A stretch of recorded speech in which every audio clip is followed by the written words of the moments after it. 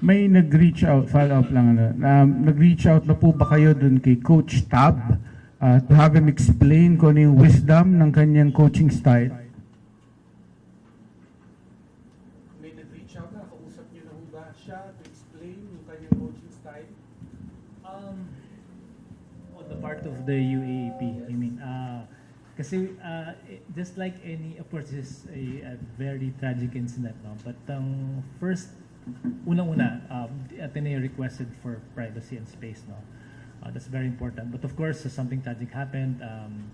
But I don't think it's prudent right now to rush. And besides, may initially, ang first line na namin is really through the representatives, no? To hear their side. May protocol kaming sinusunod eh. Pag hindi masaid, then that's the time we take action. But for now, because of the sensitivity of the issue, the requested space, ito muna kung saan kami nakalugar internally UAP, ano ba ang pwede nating gawin, organizational muna kung if possible, and again aligning with the PSC, with their efforts and all our resources and our collective minds. Hopefully we can have a just solution to this very tragic incident. Just the power to preventively suspend him pending investigation. UAP. Well, I know this sounds but technically prevented him suspending kasi immediate yan eh. But right now, I know this sounds but wala namang basketball eh.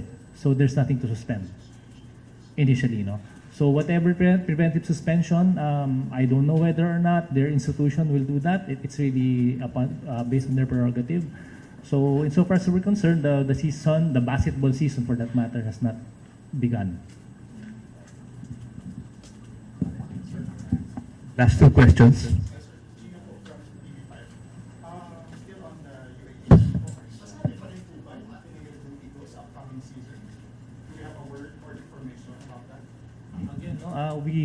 We go where the evidence leads. We are now in the process of gathering information, waiting for official reports that have been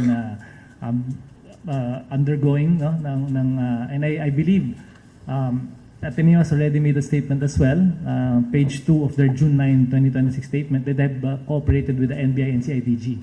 So kailangan po yung mga reports yan. Even as kanina, we're very careful when organizing, ano bang pwede natin gawin? Hindi lang experts dito. Wala pang Ateneo. So we cannot pass on judgment this early.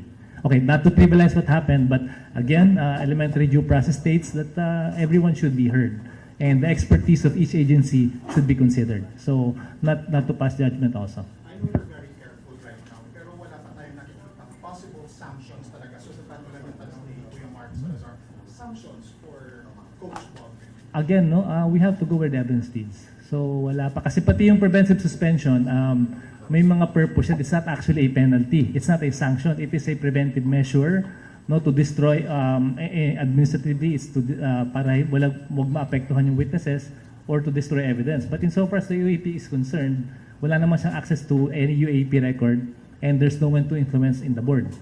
So yung preventive suspension is maybe entirely up to the member school. No?